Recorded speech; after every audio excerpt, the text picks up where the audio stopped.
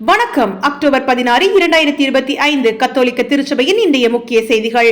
Vatican வளாகத்தில் கூடியிருந்த மக்கள் மத்தியில் திறந்த காரில் வலம் வந்து அவர்களை வாழ்த்திய திருத்தந்தை 14 லியோ அவர்கள் மேடை பகுதியினை வந்தடைந்ததும் சிலுவை அடையாளம் வரைந்து புதன் மறைக்கல்வி உரையினை துவக்கினார். அதன்பின் யோவான் நற்செய்தியில் இருந்து இறைவார்த்தைகள் பல்வேறு ஐரோப்பிய மொழிகளில் வாசிக்கப்பட்டன. அக்டோபர் 15 புதனன்று காலை மறைக்கல்வி உரைக்கு முன்பாக வத்திக்கான் தூய 6ஆம் பவுல் அரங்கத்தில் உள்ள ஒரு அறையில் புனித அகஸ்தின் ஒழுங்குமுறைகளை பின்பற்றும் மெக்சிகன் கூட்டமைப்பின் அருட்சகோதரிகள் ஏறக்குறைய 40 பேரை சந்தித்த போது நாம் மிகவும் விருப்பத்துடன் ஏற்றுக்கொண்ட துறவற வாழ்க்கையில் இறைவனை சந்திக்க திருப்பயணியாக நாம் ஒரே பாதையில் இணைந்து நடக்க வேண்டும் என்று கூறினார் திருத்தந்தை அவர்கள். ஏழைகளின் வாழ்க்கையை பற்றி அக்கறை கொண்ட ஒரு திரு அவையின் முகத்தை வடிவமைக்க வேண்டும் என்றும் தொஸ்கானா மறைமாவட்ட திருப்பயணிகளை கேட்டுக்கொண்ட திருத்தந்தை அவர்கள் சமூகத்தில், வீடுகளில், பணிபுரியும் தொழிற்சாலைகளில், மக்கள் மத்தியில் என எல்லா இடங்களிலும் நாம் ஒரே திரு அவையாக இருக்க வேண்டும் என்று கூறினார் திருத்தந்தை 14 லியோ அவர்கள். இத்துடன் இன்றைய செய்திகள் நிறைவடைகின்றது.